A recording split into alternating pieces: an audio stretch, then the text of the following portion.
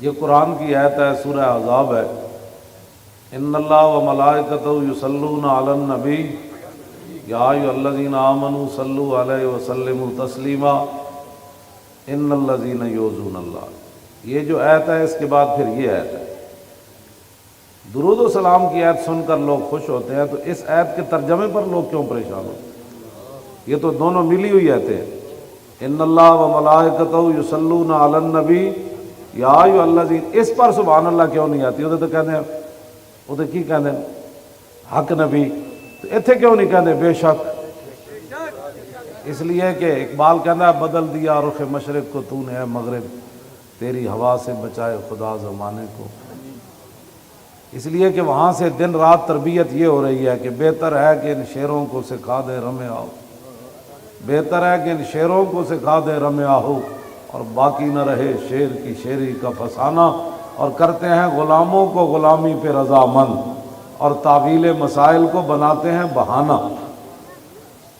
یہ امام تقی الدین سبکی ہیں جنہوں نے، میں صرف اس کے اندر جو آپ نے بات شروع کی ہے نا وہاں سے میں آپ کے سامنے، یہ پوری کتاب ہے اور اس کے تقریباً عربی میں ہے، اس کے تقریباً 750 کے قریب صفحات ہیں۔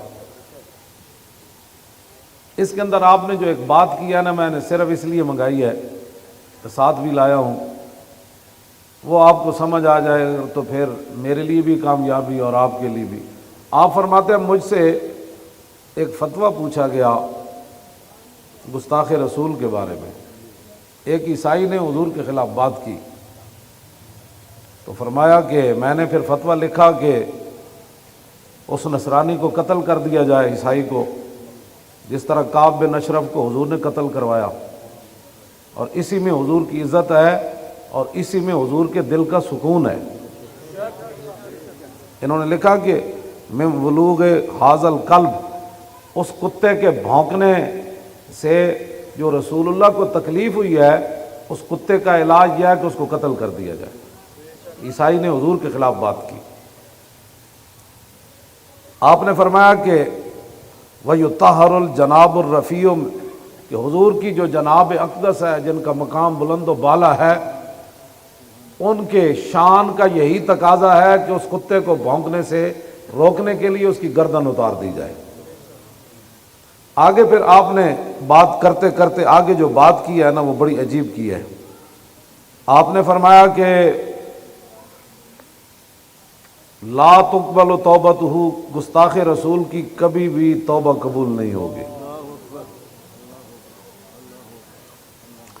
آگے فرمایا وَحُقَّ علیہ وعلی غیری من آل العلم القیام فی ذالک وتبیین الحق فیہ فإن فیہ نصرۃ للنبی صلی اللہ علیہ وسلم۔ فرمایا میرے تے بھی اتنا ہی حق ہے جتنا باقی مولویوں تے حق ہے کہ وہ حضور کی عزت آبرو کے لیے کھڑے ہو جائیں اور حق لوگوں کے سامنے بیان کرے۔ اور آگے فرمایا کہ اسی میں حضور کی مدد ہے۔ رسول اللہ کی کوئی مدد کرنا چاہتا ہے نا تو درود شریف پڑھ کے اس میں اپنے فائدے تلاش کرتا ہے۔ فرمایا حضور کے دشمنوں کے خلاف کھڑا ہونا یہ حضور کی مدد ہے۔ آگے پھر قرآن کی آیت لکھی، فرمایا وَلِيَعْلَمَ اللَّهُ مَن يَنصُرُهُ وَرُسُلَهُ بِالْغَیبِ إِنَّ اللَّهَ قَوِیٌّ عَزِیزٌ۔ یہ سورہ مجادلہ کی آیت نمبر 25 ہے۔ فرمایا کہ اللہ صرف یہ دیکھنا چاہتا ہے کہ اللہ کی مدد کون کرتا ہے اور اس کے رسولوں کی مدد کون کرتا ہے، بالغیب، بن دیکھے۔ اور کوئی دیکھ نہ رہا ہو پھر بندہ اللہ کی مدد کرے، اللہ تو مدد سے پاک ہے، مراد ہے کہ اس کے دین کی مدد کرے، مراد یہ ہے کہ اس کے رسول کی مدد کرے، دیکھ کوئی بھی نہ رہا ہو۔ فرمایا اللہ یہ دیکھنا چاہتا ہے کہ اللہ اور اس کے رسولوں کی مدد بن دیکھے کون کرتا ہے۔ آگے فرمایا اللہ تمہاری مدد کا محتاج نہیں، ان اللہ قوی، اللہ بڑی طاقت والا بھی ہے اور عزیز بھی ہے، غالب بھی ہے۔ آگے امام نے کیا لکھا، وَلَيْسَ لِي قُدْرَةٌ أَنْ أَنْتَقِمَ بِيَدِي مِنْ هَذَا الصَّابِّ الْمَلْعُونِ۔ فرمایا جب میرے پاس فتویٰ آیا تو وہ دوسرے ملک میں رہتا تھا ملعون، اور میں طاقت نہیں رکھتا تھا کہ اپنے ہاتھ سے اس کو قتل کروں۔ یہ مولوی ہے، یہ مولوی اور یہ پیر ہے، نہ ان سے بڑا کوئی پیر ہے نہ ان سے بڑا کوئی مولوی ہے۔ اور میں طاقت نہیں رکھتا تھا اس ملعون گستاخ رسول کو قتل کرنے کی۔ آگے ذرا کان کھول کر سننا ہے، جو کہتے ہیں ہمیں دل سے بڑا درد ہوا امام نے کیا بات کی ہے۔ آگے فرمایا کہ واللہ یعلم ان قلبی کارہ منکر، فرمایا اللہ جانتا ہے کہ میرا دل بڑا رنجیدہ ہے۔ جب سے میں نے سنا کہ اس نے حضور کے بارے میں بات کی ہے میرا دل بڑا پریشان ہے۔ یہ جو لفظ ہے نا، سونا کا پانی بھی ہونا تو اس کا حق ادا نہیں کر سکتے۔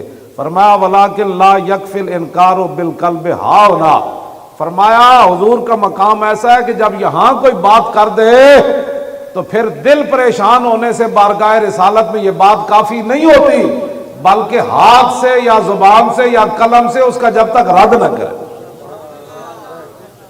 یہ رسول اللہ کا غلام نے یہ بات، وہاں صرف دل سے بات نہیں چلتی، میرا دل بڑا پریشان ہے۔ تو آگے کیا لکھا؟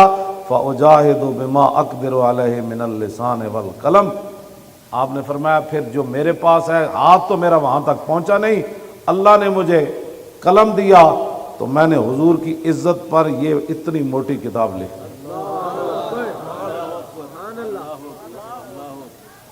اور آگے کیا کہا، اگلی بات بھی سنیں۔ یہاں تو ایک تقریر کر کے ایک نعت پڑھ کے تو ایک لوگ دیگ پکا کے وہ سمجھتے ہیں نا ہم نے حضور کا حق ادا کر دیا۔ فرمایا وَأَسْأَلُ اللَّهَ، میں اللہ سے یہ سوال کرتا ہوں، عدم المؤاخذۃ بما تقصر یدی عنہ، یا اللہ جو میرا ہاتھ اپنے نبی کے لیے نہیں نہ اٹھا، قیامت والے دن یہ میرا گناہ تو نے معاف کر دینا ہے۔ یہ ہے جی بات۔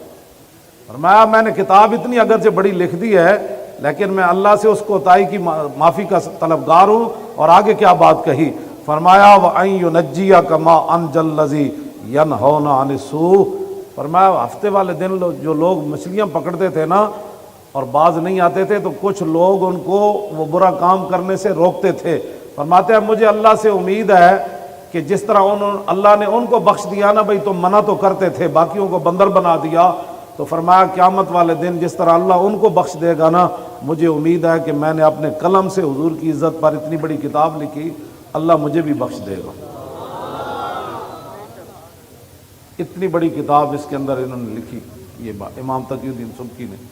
آپ اپنے سینوں کو گندگیوں سے پاک کریں اور جب رسول اللہ کی بات آئے تو ادھر ادھر نہ دیکھیں۔